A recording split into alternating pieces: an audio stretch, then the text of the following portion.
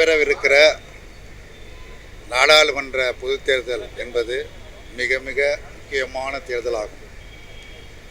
வரக்கூடிய நாடாளுமன்ற தேர்தலில் நாட்டு மக்கள் ஜனநாயகத்தை காப்பாற்ற, அரசியலமைப்பு சட்டத்தை காப்பாற்ற, மதச்சார்பின்மை கொள்கையை காப்பாற்ற ஒன்றுபட்டு போராட வேண்டிய மிக அவசியமும் தேவையும் எழுந்திருக்கிறது என்பதை அனைவரும் அறிவோம். இன்றைக்கு ஒன்றியத்தில் அமைந்திருக்கிற ஆட்சி ஒரு பாசிச ஆட்சி, ஒரு சர்வாதிகார ஆட்சி. இந்த நாட்டை பாசிச பாதையில் கொண்டு செல்வதற்குள்ள அனைத்து முயற்சிகளும் மேற்கொள்ளப்படுகிறது.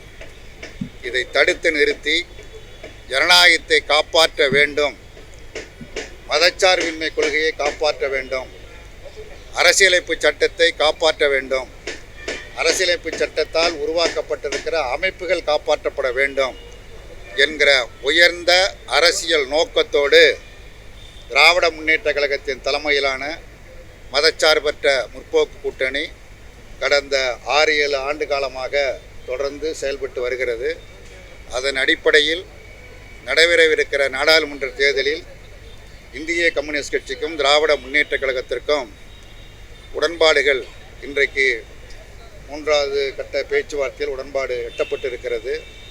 இந்த தேர்தலில் யாருக்கு எத்தனை தொகுதிகள், எந்த இடங்கள் என்பதை காட்டிலும் நாடு முக்கியம் என்பதை இந்திய கம்யூனிஸ்ட் கட்சி அதற்கு மிகுந்த முக்கியத்துவம் கொடுக்கிறது.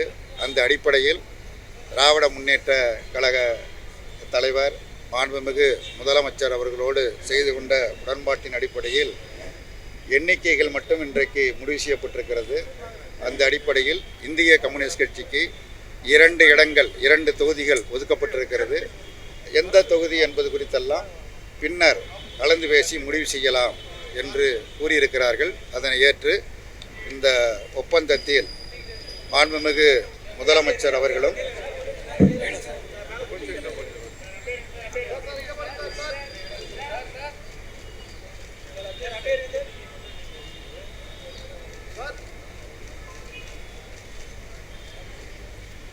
திராவிட முன்னேற்ற கழகத்தினுடைய தலைவர் மாண்புமிகு முதலமைச்சர் அவர்களும் இந்திய கம்யூனிஸ்ட் கட்சியினுடைய மாநில செயலாளரும் நானும் இருவரும் கையெழுத்து போட்டு இந்த ஒப்பந்தங்கள் உருவாகி இருக்கிறது. அதை குறித்தெல்லாம் பின்னர் பேசப்படும். இப்பொழுது எண்ணிக்கை மட்டும் பேசப்பட்டிருக்கிறது. இந்திய கம்யூனிஸ்ட் கட்சிக்கு ஒதுக்கப்பட்டிருக்கிற இடம் 2 தொகுதிகள்.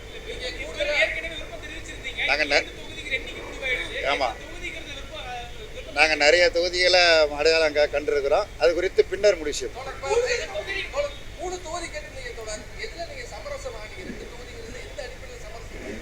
சென்ற முறை 2 தொகுதியில் போட்டியிட்டு வெற்றி பெற்றோம். நாடு காப்பாற்றப்பட வேண்டும் என்பதற்காக, ஜனநாயகம் காப்பாற்றப்பட வேண்டும் என்பதற்காக, மதச்சார்பின்மை கொள்கையை காப்பாற்றப்பட வேண்டும் என்பதில் உடன்பாடு ஆகியிருக்கிறோம். நன்றி. ஒரு சிக்கலும் இல்லை. நீங்கள் யாரும் எந்த சிக்கலும் எங்களுக்கு ஏற்படுத்த முடியாது. நன்றி, வணக்கம். அதை பற்றியெல்லாம் பேசலை.